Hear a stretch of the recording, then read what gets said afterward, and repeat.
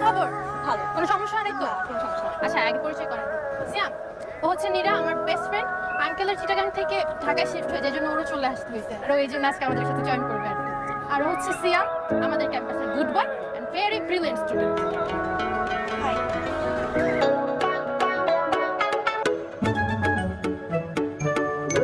এই, আমাদের সাথে বসো।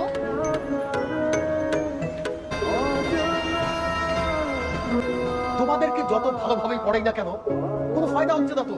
তোমরা গবেট, গাধা, মাথা ভর্তি গোবর, ক্লাস টেস্টে প্রত্যেকে খারাপ করেছো। টেনে টুনে পাস, শুধু একজন ছাড়া, সিয়াম। গুড বয়, বসো।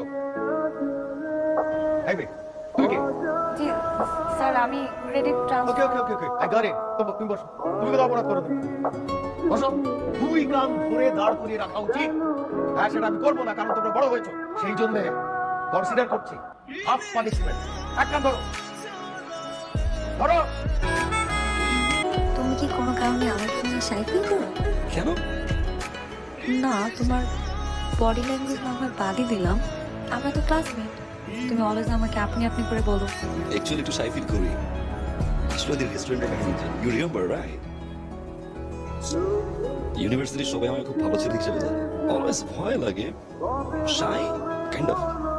মনে হয় যে এই যে যদি আপনি কাউকে বলে দেন তাহলে সবাই ভাববে যে এরকম না, একটা মেয়েকে চিনাটা জানা না রেস্টুরেন্টে। আসলে আমার দোষ ছিল না, আমার কাজিন হোয়াটএভার লিমিট, এই জন্য আর কি। আমি কাউকে বলবো না। ভাবলাম আজকে একটু কথা বলি, এই জন্য আসলাম। বলো, কি বলবা? সোনা, ইউ আর সো বিউটিফুল। তোমার চোখ, তোমার চুল, তোমার নখ, তোমার বুঝছি। Beautiful, nice. Actually Soha, I want to tell you something. বলো। কালকে বলি? কালকে কেন?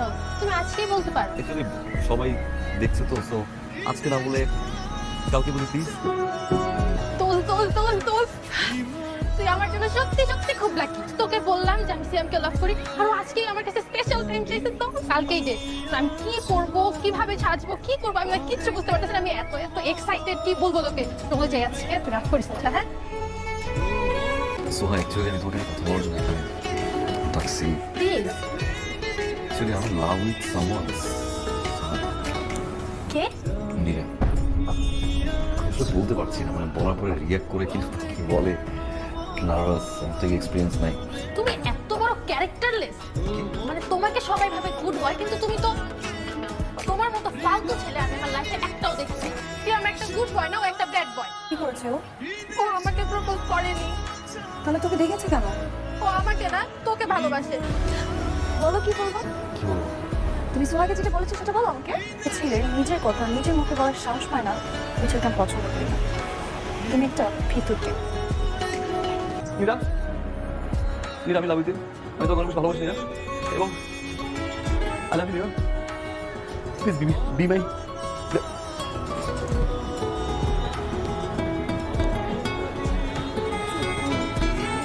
B my girlfriend Nira. Yes. Yes, yes. কি হচ্ছে সব? আপনারা নীরার বাবা মা, আর আপনি সিয়ামের মা। জি। ঘটনা তো সবই শুনলেন। আমরা সিদ্ধান্ত নিয়েছি ওদের দুজনকে বিশ্ববিদ্যালয় থেকে বহিষ্কার করা হবে। স্যার, এটা অনেক বড় পানিশমেন্ট হয়ে গেছে। ঘটনাটা তো অনেক বড়, তাই না? আরে আমি কোনোদিন ওর গায়ে হাত তুলি, কিন্তু আজকে ও আমাকে বাধ্য করেছে ওর গায়ে হাত তুলতে। বাবা সরি। কিসের সরি?